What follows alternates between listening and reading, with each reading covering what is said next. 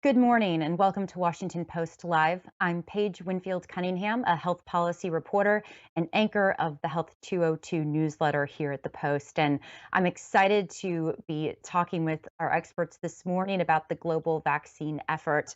And our guests are Unilever CEO and global leader on the Sanitation and Water for All Council, Jope, and José Manuel Barroso, a former Prime Minister of Portugal and chair of the Global Vaccine Alliance known as Gavi. Welcome to you both. Hi, Paige. So let's start with you, José Manuel. President Biden is planning to officially announce this afternoon his new effort to buy 500 million doses of Pfizer's vaccine to share with other countries. What does this mean for the global vaccine effort as we look at the vaccines that have been distributed thus far and how far the world is from meeting the goals that have been set? Well, we are extremely grateful for this decision of the American government, and we believe it's a great contribution to COVAX. It will be possible to vaccinate more people and sooner. We expect this to start in August, so that's a very important contribution. In fact, we have been ourselves at Gavi, but also COVAX, that is a global facility that was created by Gavi together with the CEPI and World Health Organization. We have been asking donor countries to contribute more, but also to share doses and to do whatever it is possible to put an end to this pandemic. And certainly this is a great gesture from President Biden and from the US government, and we very much welcome it. Well, we know that the G7 summit meeting begins tomorrow, and there's going to be a lot of discussion of the global vaccination efforts. Alan, what action plan do you hope to see from world leaders on bridging the global vaccine divide? Well, Paige, I hope that we see an acceleration of the global vaccine rollout, but we have to also keep the focus on hand washing with soap. One of the WHO's first recommendations was that COVID-19 is best prevented by hand washing with soap. By the way, along with many other diseases that kill hundreds of thousands of kids every year, hand washing with soap lowers the risk of contracting COVID-19 by 36%. And can you believe that 2 in 5 people around the world still don't have access to hand washing facilities at home? And progress on this Sustainable Development Goal 6, clean water and sanitation, is just far too slow. And I expect that the G7 leaders, as well as committing to accelerating vaccine rollout, will remind us of the holy trinity of hands, face, and space. Well, and Alan, to your point, we have seen more emphasis on hand washing and more awareness of that. But how do you think the pandemic has particularly highlighted the need for access to clean water and sanitation? This is, of course, first and foremost, it's a human health issue. For example, there's about 300,000 children die unnecessarily each year just from diarrhea-based diseases. This water sanitation and hygiene inequality is also an economic issue. It holds back productivity. In many countries, it's estimated up to 5% of GDP is being eliminated because of poor access to hygiene. And I guess we're hopeful that a lasting legacy of the pandemic is that as we build back better, everyone everywhere has accelerated access not just to a vaccine, but to clean water, decent toilet facilities, and proper hygiene. José Manuel, want to ask you about what the goals should be in terms of getting vaccines to less developed and poor countries. And some experts are calling on G7 leaders to share at least 1 billion and aim for 2 billion vaccines to low and middle income countries by the end of the year, and trying to get to 60 to 70% vaccination in every country by 2022. Is this a realistic goal? I think it is. If there is a political will, we can do it. In fact, our goal with COVAX is by the end of this year, beginning of next year, to have 1.8 billion doses delivered. And in fact, after these announcements, and I expect to hear other announcements in the G7, and in fact, in other occasions, just last week, I was co-hosting with the Prime Minister of Japan a pledging conference that was also very important from a financial point of view. And by the way, there was before that another investment event co-hosted by Gavi and Secretary Blinken. So we are really mobilizing now all the goodwill in the world. And I think that it's not just a question of justice, but it's a question of our self-interest, including the interest of the more developed countries, because it's obvious that the more time we allow the virus to be circulating, the more probable will be to have more infections and reinfections, new variants, potentially more transmissible and more dangerous. By the way, we are seeing that with some new variants. So it's impossible to think that we are going to solve this matter just, let's say, in the United States and in Europe or in some other developed countries.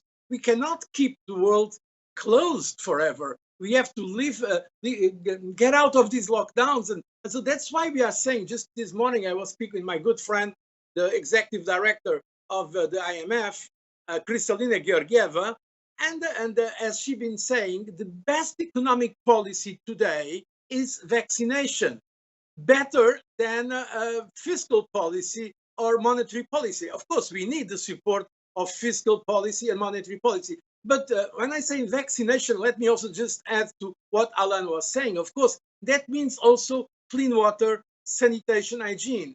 And one of the points about this is that when we, for instance, in Gavi, that have been vaccinating children all over the world, but specifically on the most vulnerable societies, when we go and try to vaccinate those children, that's an entry point where we see that also a problem very often is a problem of the lack of basic hygiene, of not washing their hands. And by the way, I'm very proud of the cooperation that Gavi has kept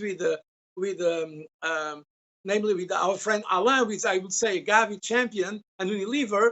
We have some specific partnerships, public-private partnerships, in fact, in India and Indonesia, where we have seen the results of preventing action. So I think it's a moment. I mean, if this is not a wake-up call for the world, when will we have it? I think this is a wake-up call for the world of the need to address the issue of public health, not only because it's a human issue, but also from the economic impact. So when we have to think about public health, we have to think this as well in terms of economic resilience. That's why I think there is now a strong case for generosity, solidarity, but also in the interest of the developed world and I'd say the global economy. So obviously a lot of discussion among the G7 leaders this weekend, but what about the broader G20 nations? Is it incumbent upon them also to contribute more to the financing the global vaccine effort? Yes, certainly. You know, I have the privilege of being in all those meetings because during 10 years I was leading the European Commission. And so I was in the G8. At that time, Russia was still member of the G8. So until from 2004 to 2014. And also we, in fact, created the G20 at the level of heads of state and government after the financial crisis of 2008. The first G20 took place in Washington, the second in London, the third in Pittsburgh, and so on. And so I can give you my personal testimony. these meetings can make a difference. I know that sometimes there is a lot of skepticism, even cynicism. Oh, these are political leaders just talking. Okay, there is also this sometimes politics in the, let's say, photo opportunity. But it can be more than that. For instance, during the financial crisis, the G20 was extremely important to avoid full-scale protectionism and to avoid even more difficult situations. So the same we are asking now from the G7, certainly, democracies, more advanced economies like the United States, Canada, Japan, and Europeans that are there. But also, I think we should ask the same from others that are very important, because public health is a global public good. We may have political differences, let's say between the United States and China. Certainly there are. But when it comes to public health, I hope that everybody understands that we have to be on this together. United States, China, Europe, all of this. So China, India, Brazil, Turkey, South Africa, all of the members of the Saudi Arabia, all of the members of G20 can also give a very important contribution, because I know from my experience that when we have at least this leadership at global level, the G7 and the G20, then things happen and we avoid some bad things from happening, which is also sometimes very important. Alan, I want to ask you about the UK's role in this. And we know the UK has access to 100 million surplus vaccine doses. What do you see as the country's role in aiding the global effort? And is Biden's announcement of sharing 500 million vaccines putting more pressure on the UK to follow suit? You know, Paige, I want to pick up some of the themes that José mentioned in answering your question. And it's the idea of cooperation and collaboration. There are a few big problems in the world: climate change, massive threat to humanity, bigger even than this pandemic; inequality, massive threat to humanity, bigger even than this pandemic; the loss of nature, huge threat to humanity. None of these problems can be tackled by one country or even one sector. And so the G7 and the G20 are great examples of multi-country collaboration, but we also need multi-sector collaboration. If we're going to tackle COVID, if we're going to tackle climate change, if we're going to tackle inequality, it's going to require not just governments, but also the private sector, the full power and might, the innovative resources of the private sector, as well as civil society and our friends at Gavi. I'm concerned some of the listeners may not know what Gavi is. It's the Global Alliance for Vaccines and Immunization. It's at the center of the global cooperation effort to tackle this pandemic.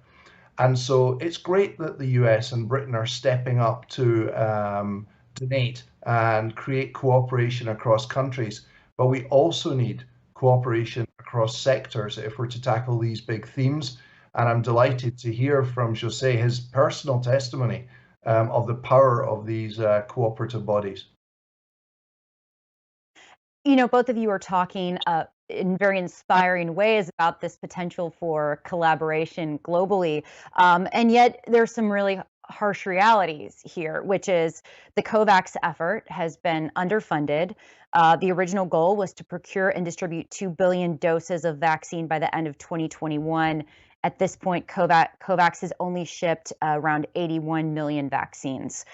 José Manuel, I want to ask you to respond to that situation. And should there be a new goal for COVAX in 2021, or do you think that there's still hope of reaching that goal, that original goal?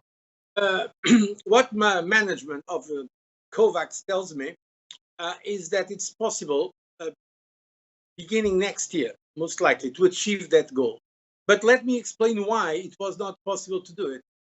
For basically two reasons. One is that one of our most important suppliers is India. And India is the biggest producer of vaccines in the world. And as you know, India is facing a terrible, dramatic pandemic. And so we fully support also the efforts of India to look for their own people. So, but that has been a delay in supply of vaccines and deliveries. Besides that, let's also be completely frank and honest. When we, as COVAX, so Gavi plus the others, we have launched COVAX, what happened was that the richest countries had already locked in most of the supply.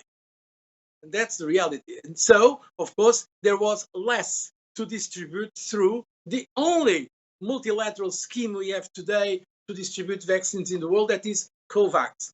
That's why we are asking developed countries not only to finance and to accelerate, if possible, the financing, but also to dose sharing some of the surplus doses they have, and also to put an end to export restrictions, because vaccines to be produced also need a very complex supply chain, and there have been also some problems of production. Though we are in direct contact with the companies, the manufacturers, that are, by the way, are making a big effort to revamp their production. And that's why, by the way, once again, agreeing with what Alan said, this is a public-private issue partnership. We need to have on board the governments, namely the richest and most powerful countries in the world, but we also need to have on board the manufacturers. We also have to have on board, of course, the civil society in general. So it's an extremely complex situation. We never had a multilateral effort like this one. It's historic, never happened. There are some delays, but we were already expecting that the second half of the year, we would recover part of the delay. And I still believe this is possible. Certainly, it will be possible if you have the additional resources, financial resources and others that are needed for such a historic task. I've got a question specifically about distribution decisions that I'd like to hear from both of you on. And that is, when you're dealing with the limited supply and you're trying to think strategically about which countries to send the doses to and how many doses to give each country, what are the metrics that should be used in making those decisions? Alan, I'd like to hear from you first, and then José, Manuel. Yeah, Paige, the first thing that we're doing is encouraging all of our employees to get vaccinated. Vaccine hesitancy is a huge problem in many, many jurisdictions and countries. What we're trying to do is conduct ourselves ethically. We want to facilitate the rollout of vaccines through, for example, we have a very strong cold supply chain infrastructure, and we've been helping in places like Indonesia and India on how to build low-cost refrigeration capability to manage the rollout. But we want to make sure we don't use our private sector strength to jump the queue. I don't want to see Unilever people being vaccinated ahead of essential health worker in key countries. In India, there is quite a good supply, and so we've been covering the cost of vaccination for all of our employees, all of our immediate partners, and all of their families. That's about 300,000 people, including in rural areas. In Indonesia, there's a government-run program called Gotong Royong, which back translates as mutual cooperation. And that's a great example of government-industry cooperation happening in Indonesia. So I don't think it's Unilever's job to decide which countries get access to COVAX, but it is our job to encourage employees to get vaccinated, and it is our job to partner with governments on the ground where, for example, financial resources are scarce. And so, José Manuel, please weigh in too. Yeah. So globally, members of COVAX, we have now 193 countries or territories. And we have 92 of them that are what we call AMC, it's Advanced Market Commitment. They are, let's say, low and low middle income countries. Today, we are putting the emphasis on that. The goal of COVAX was to have equitable, if possible, completely equitable distribution. It's obvious that this is not happening. To be very blunt, today we can say that if you consider all the developed world, at least 30% have already been vaccinated, while in low-income countries, less than 1% have been vaccinated. So there is a real ethical, moral issue here. Now, in terms of distribution, we are now, at least COVAX, the commitment is to distribute it on an equitable basis. And of course, there is an algorithm, if you want, that takes in consideration GDP per capita, the needs, the issues of also the country preparedness. For instance, some of these vaccines require cold chain, and some countries are not prepared for dealing with this, by the way. It's also important to understand. This is not just to buy vaccines, it's to make sure that vaccines are delivered, that they get to the arms of people. So, but the commitment of COVAX is to have overall as equitable as possible. So without political interference, without vaccine diplomacy, as sometimes happens. So that's why I made that appeal before. This should not be seen as a beauty contest between countries or as vaccine nationalism. This is a global public threat. So public health is a global public good where we should cooperate because for moral, ethical reasons, but also because if we don't do it successfully, we run the risk of having to fight against this pandemic for more time than what we would like to be fighting. I want to ask both of you as well about a contentious issue, and that is the question of waiving patent protections for the vaccines. And as we know, President Biden has called for that, and yet some of the European nations have argued that this isn't going to do much quickly to actually increase the supply. Jose Manuel, how do you think about that? Do you think that could be a useful tool? Where do you kind of stand on that issue? Look, very frankly, in Gavi, there are different positions on that. So I cannot give you an answer on behalf of Gavi, because on Gavi, we have different countries with different perspectives. One point is important, I think, to say. Everything that is to get quicker, we will support. But the issue is more complex than the simple waiving of patents. The issue is also know-how, the transfer of know-how, because to make a vaccine is a very complex issue. A vaccine is not just a product, it's a process that requires extremely complex supply chain and manufacturing capabilities, know-how. So in case we want to accelerate, we need to do that also with not only the waiving of patents, but also with the transfer of technology and know-how. I personally, but now I'm speaking to you personally, I've been making some appeals for that waiving of patents well before this situation now. But for this current pandemic, we cannot expect this to be the solution immediately. Because first of all, we need to have an agreement on WTO that will take time. And also, some of these technologies, they will take several years to be let's say, distributed and implemented in some developing countries. There are some very interesting programs. For instance, the European Union has some important programs of creating manufacturing capacity in Africa. We believe diversification of production is extremely important, but frankly, we cannot think that now the simple waiving of patents will be a miracle in this situation. It's a great gesture. We welcome the idea, but I believe we have to go beyond that, and it will take some time. So now the priority should be sharing doses, more financing for the existing vaccines, and also putting an end to export restrictions. This should be the priority if you want to beat this virus. Yeah, Paige, Alan, let me just build on that. Me too, yes. Thanks. What we have is not a shortage of intellectual property. What we have is a supply chain constraint. And what we've learned in our own supply chain for simple consumer products is that the most robust, the most resilient, the most efficient supply chains are supply chains that are globally interconnected. So we were able to continue to manufacture and supply essential goods all through the pandemic with a very high rate of service, not because we retreated to some crazy nationally insulated set of supply chains around the world, but precisely because we had a globally networked supply chain with multiple points of redundancy, several points of backup.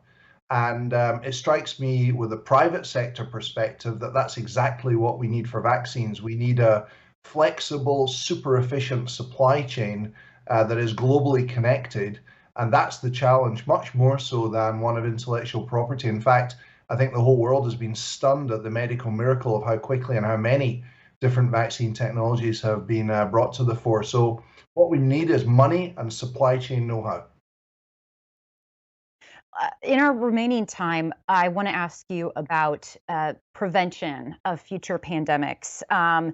And so many considerations here. But Alan, can you talk a little bit about what you see as the most important steps to prevent future pandemics like this one? Well, look, the sad reality is that those who are least likely to receive the vaccine are also those who are most likely to suffer from lack of access to water, sanitation, and hygiene in their homes, in their healthcare facilities, in their schools. This is by far not the first pandemic, and it certainly won't be the last. So, as well as building the pandemic early warning systems that we do need to invest in that most basic form of prevention of hand washing with clean water and soap. You know, it's 2021. How can it be possible that we can put robots on Mars, we can map the human genome for $100, we can create multiple vaccines to a new disease in less than a year, but we can't get basic soap and water to everyone in the world? So everyone in the world has been promised access to hygiene by 2030 as part of Sustainable Development Goal 6, clean water and sanitation. There is a gap there that needs closing, and that's where the important work of an organization called Sanitation and Water for All comes in. And Sanitation and Water for All are working with national, regional, global leaders to ensure that hygiene standards are raised and that the most vulnerable and marginalized who are being impacted by COVID are not being left behind when it comes to the simple access to water, sanitation, and hygiene.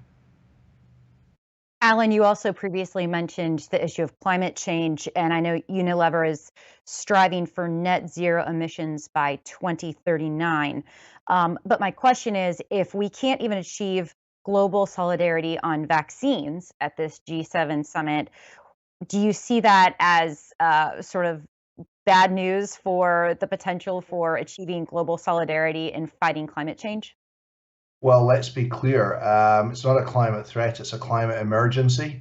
We've got about 9 years left to start reducing emissions, and it is the ultimate test of collaboration across sectors. There's some quite bleak projections.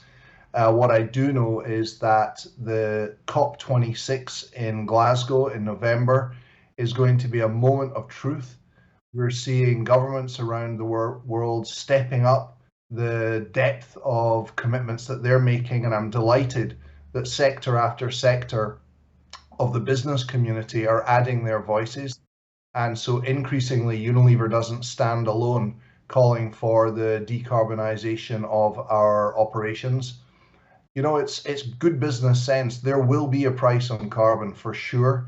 And so the less carbon intensive your business is, the lower your costs are going to be. And so I hope November in Glasgow, my hometown, there's no better place you could be in November, is a moment where we see governments and the private sector come together to make new, stronger commitments and put plans in place that start to deliver those commitments. One final point.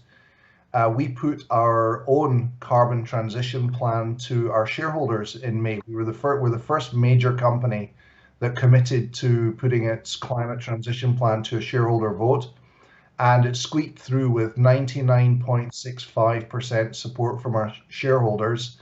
And I think that shows that now the capital markets are starting to put a price on carbon. And when that happens, I think it should fill us all with a little bit more hope. But it is an emergency and it needs urgent action. José Manuel, there's been a renewed debate over the origins of the coronavirus, and we still have some questions remaining about what might have happened there. How important is it to find that out as we try to think about how to prevent the next pandemic? Of course, it will be good to know exactly what happened. We still don't have the complete certainty on that matter. But I think the lessons to be learned from this pandemic is, in fact, to increase mechanisms of transparency, mechanisms of early warning. The reality is that the world was not prepared for this pandemic. Let's be frank about that. Even the most powerful countries, the most developed, richest countries in the world, there were things that were lacking. And one thing that was lacking also was a kind of a protocol of reaction to this kind of pandemic, the information. The science afterwards was remarkable. I mean, it is historic what was achieved in such a short period to develop new vaccines, and vaccines, some of them with new platforms. By the way, very promising for the future of medicine. So remarkable what science has been doing. But unfortunately, and I speak as a former political leader, I have to say politics failed. There was not sufficient cooperation, there was not sufficient transparency, and there was a delay in the response to this pandemic in many countries. So I'm not going now to enter in the game of shaming or blaming. I don't think it's helpful. But I think that as a global community, we should really draw strict lessons about what happened so that we are prepared for next one. Because as scientists say, it's evolutionary certain there will be new pandemics. And that's why I think we should use this occasion, not only in terms of pandemic preparedness, but also to look at the issue in a holistic way in terms of health and economic resilience, including climate change. Because in fact, all these matters are connected. It's about the relation of man or people with nature in general. It's a relation that we also want to have with each other. In a way, this pandemic is an existential crisis. It's a matter of life and death. When we see people that are really afraid of dying, we see grandparents that cannot hug their grandchildren. So, but at the same time, it's a global pandemic. So in a way, it's global. Everybody's in a way or another connected with this pandemic, or is isolated because it cannot even go out to the street, cannot be with people from its family. So if not now, when?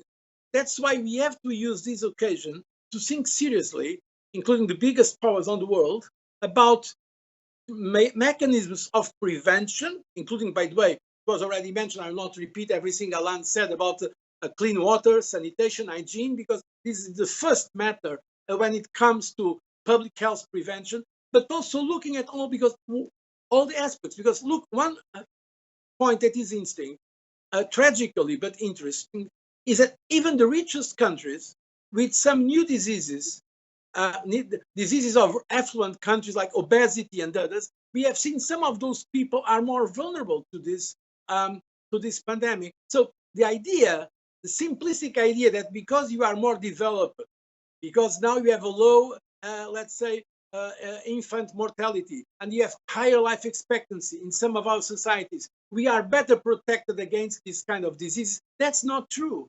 That's not true. We are also all affected by the situation. So that's the moment for the global community to think about these matters of public health holistically, linking it also to the protection of our environment, to the fight against climate change, and to consider public health a global public good. Well, unfortunately, that's all the time we have for today. But José Manuel Barroso and Alan Jope, thank you so much for taking the time to join us for this discussion. It was fascinating. My pleasure. Thanks very much, Paige. Thank you. Well, please come back and join Washington Post Live tomorrow at 9 a.m. for First Look with Jonathan Capehart. I'm Paige Winfield Cunningham. As always, thanks you so much for watching.